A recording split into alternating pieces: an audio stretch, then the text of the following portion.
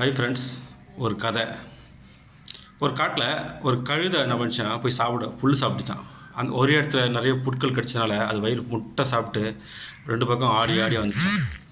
கழுதிக்கு ஒரு குணம்னு சொல்லுவாங்க. என்னென்னா, அது எம்டி ஸ்டமக்கில் இருந்தாலும் இல்லை ஃபுல் மீல் சாப்பிட்டாலும் அதுக்கு என்ன பண்ணுதுன்னு அதுக்கே தெரியாதான்.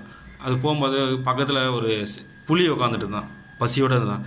அதுக்கிட்ட போய் பேச்சு கொடுத்துதான், என்ன நண்பா எப்படி இருக்க, சாப்பிட்டியா இருந்தான். என்ன இல்லை, பசியோடு இருக்கியா, நான் ஃபுல் மீல் சாப்பிட்டேன் அப்படின்னு கொஞ்சம் அப்படியே பேச்சு கொடுத்துதான். அப்போ கேட்டுச்சான், சரி நான் சாப்பிட்ட புல்லுடைய கலர் என்ன தெரியுமான்னுச்சான். அந்த புலி பச்சைன்னுச்சான். பச்சை இது கூட தெரியாதா உனக்கு, புளுன்னுச்சான். டேய் பச்சைடா இருந்துச்சான்.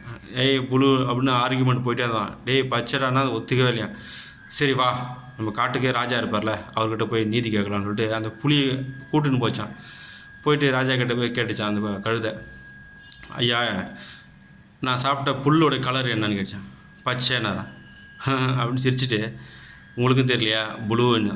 டக்குன்னு அந்த சிங்கம் சொன்னான், ஆமாம் புளு தான், கரெக்டுன்னு. பார்த்தியா, இந்த புலி காலின்னு சொல்கிறான், ஒத்துக்கவே மாட்டேங்குது, அவனுக்கு என்ன தண்டனை கொடுங்க அப்படின்ச்சான்.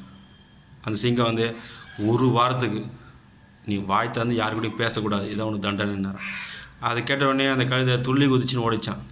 அப்போ அந்த புலி கட்டுச்சான், ஐயா நான் சரியாக தானே சொன்னேன், எதுக்கு அந்த தண்டனை கொடுத்தீங்க.